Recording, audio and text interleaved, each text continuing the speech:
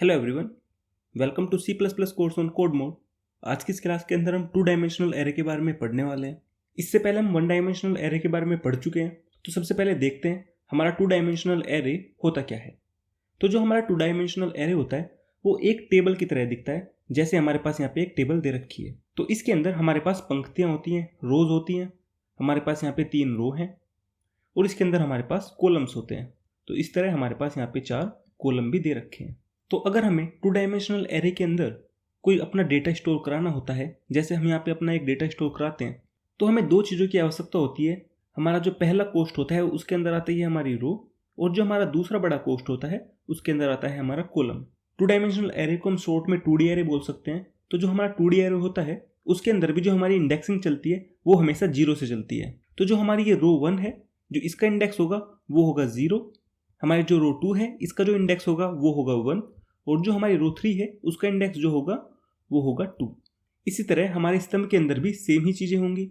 हमारा इसका जो इंडेक्स होगा वो होगा 0, इसका इंडेक्स होगा हमारा 1, इसका इंडेक्स होगा हमारा 2, और इसका इंडेक्स होगा हमारा 3।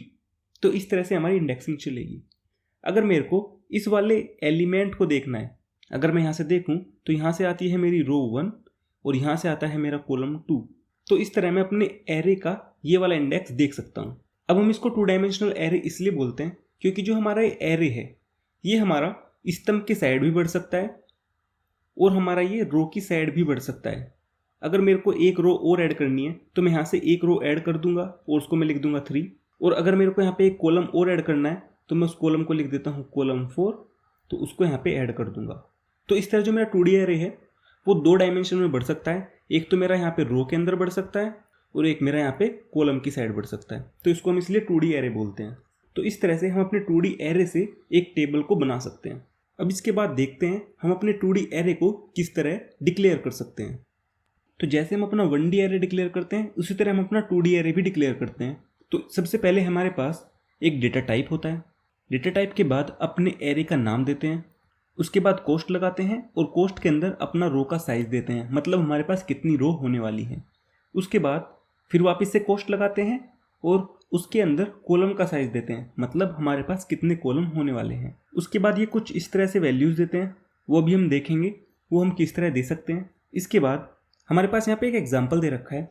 तो इस एग्जाम्पल में क्या है, हमारे पास यहाँ पे 3 रो हैं और हमारे पास यहाँ पे 4 कॉलम्स हैं, 0, 1, 2 एंड 3। और ये हमारी रो 0, रो 1 एंड रो 2। तो हो क्या रहा है, हम अपनी रो 0 के अंदर जो हमारा खिलाड़ी 1 है उसके जो मैचेस हैं उनके गोल्स को स्टोर करा रहे हैं। हमारे जो पहला खिलाड़ी है, खिलाड़ी 1, उसने जो पहले मैच के अंदर गोल मारा वो था 1, दूसरे मैच के अंदर जो उसके गोल हुए वो थे 2, तीसरे मैच के अंदर उसने 0 गोल किए और जो हमारा 4th मैच था उसके अंदर उसने 1 गोल किया। हमारा जो खिलाड़ी 2 है उसकी वैल्यूज़ को हम अपनी रो 1 के अंदर स्टोर करा रहे हैं और उसने पहले मैच के अंदर 3 गोल मारे, दूसरे मैच के अंदर 1 गोल मारा, तीसरे मैच के अंदर उसने फिर वापस से 1 गोल मारा और चौथे मैच के अंदर उसने 0 गोल मारे। तो इस तरह से हमारे पास टेबल है जिसके अंदर हमने अपने खिलाड़ी हैं उनके दे रखे हैं कि उसने कितने गोल मारे। अब ये एक टेबल है इसलिए हम इसको 2D एरे के अंदर स्टोर करा सकते हैं। तो सबसे पहले हम देखते हैं हमें कौन से डेटा टाइप की ज़रूरत पड़ेगी। अब हम यहाँ पे जो स्टोर करा रहे हैं वो हमारे इंटीजर्स हैं। तो हम क्या करेंगे, एक डेटा टाइप लेंगे इंट नाम से। उसके बाद हम क्या स्टोर करा रहे हैं, गोल्स को। तो जो हमारा एरे है उसका नाम देते हैं गोल्स। उसके बाद हमें अपनी रोज़ की वैल्यू देनी है। यहाँ पे हमारी जो रो थी वो 3 रो थी, तो हम क्या करेंगे, यहाँ पे 3 दे देंगे। और जो हमारे पास यहाँ पे कॉलम्स थे वो हमारे पास 4 कॉलम थे, तो इसलिए हमने यहाँ पे 4 दे दिया है। अब हमें अपनी वैल्यूज़ को उसके अंदर स्टोर कराना है। हमें कर्ली ब्रेसेस लगाने हैं, एक हमारा ओपनिंग होगा एक हमारा क्लोजिंग होगा, और उसके अंदर अपनी रो दे देनी है। जैसे हमारी ये रो थी इसके अंदर हमारे पास 1, 2, 0 और 1 था, तो हम क्या करेंगे, इसको कर्ली ब्रेसेस के अंदर लिखेंगे और उनको कोमा से सेपरेट कर देंगे। जैसे हमने यहाँ पे क्या किया, 1, 2, 0, 1 को अपनी कर्ली ब्रेसेस के अंदर दिया है। जो ये कर्ली ब्रेसेस है ये बताता है कि ये एक रो है और उस रो के अंदर हमने 1, 2, 0 और 1 वैल्यू दी है। दूसरी रो को भी कर्ली ब्रेसेस के अंदर करेंगे और उसकी वैल्यूज़ देंगे। उसके बाद हम अपनी तीसरी रो को इनपुट कराएंगे और तीसरी रो भी हमारी इस तरह इनपुट होगी। तो अगर हम इसी स्ट्रक्चर को देखें तो इसके अंदर हमारे पास 3 कर्ली ब्रेसेस दिख रहे हैं। तो जो हमारा पहला कर्ली ब्रेसेस है वो हमारी रो 1 है, दूसरा कर्ली ब्रेसेस हमारी रो 2 है और जो हमारा तीसरा कर्ली ब्रेसिस है वो हमारी रो 3 है। और एक कर्ली ब्रेसिस के अंदर जितनी वैल्यूज़ हैं वो हमारी कॉलम है। तो जो हमारी ये पहली वैल्यू है ये हमारी कॉलम 0 की वैल्यू है, जो दूसरी वैल्यू है ये हमारे कॉलम 1 की वैल्यू है, ये जो वैल्यू है ये हमारे कॉलम 2 की वैल्यू है, और जो ये वैल्यू है ये हमारे कॉलम 3 की वैल्यू है। मैंने जो यहाँ पे वैल्यू बताई है कॉलम 1 की वैल्यू, कॉलम 2 की वैल्यू, तो ये हमारी इंडेक्सिंग के हिसाब से हैं। तो उसमें कंफ्यूज नहीं होना है क्योंकि जो हमारी इंडेक्सिंग होती है वो हमेशा 0 से स्टार्ट होती है। तो इस तरह से हम अपने एरे के अंदर वैल्यूज दे सकते हैं।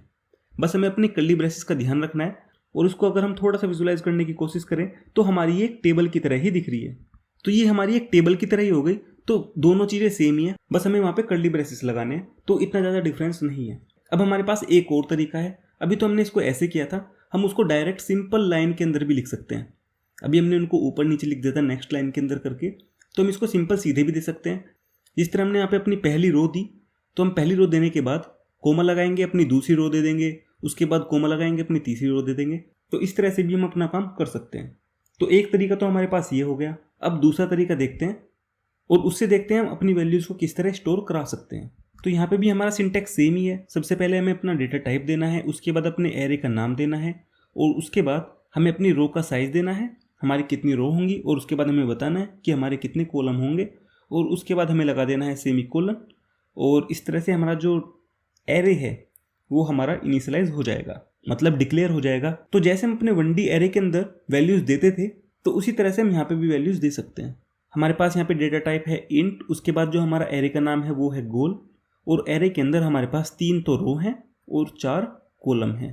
तो अब हम क्या कर रहे हैं, अपने इंडेक्स की मदद से वैल्यू को स्टोर करा रहे हैं। जैसे हमारे पास जो गोल एरे है उसके 0th रो और 0th कॉलम पे हम अपनी वैल्यू दे रहे हैं 1।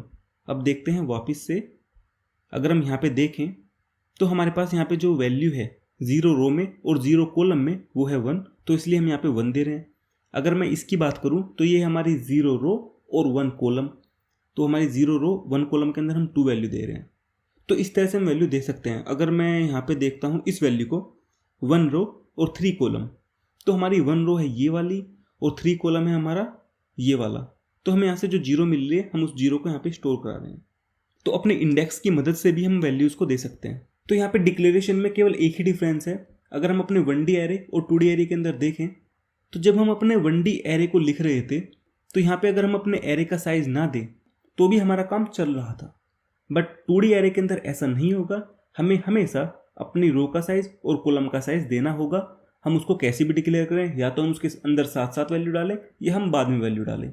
तो जैसा भी हमें करना है, हमें हमेशा एरे का साइज जरूर देना है। तो आई थिंक आज की इस क्लास के लिए इतना काफ़ी है। इसके बाद आपके पास एक क्विज होगी जिसको आपको सोल्व करना है। अगर आप इस वीडियो को यूट्यूब पे देख रहे हैं तो आपको वीडियो को लाइक करना है, चैनल को सब्सक्राइब करना है। अगर आप इस कोर्स को देखना चाहते हो तो इस कोर्स का लिंक डिस्क्रिप्शन के अंदर अवेलेबल है, आप वहाँ से जाके इस कोर्स को देख सकते हो।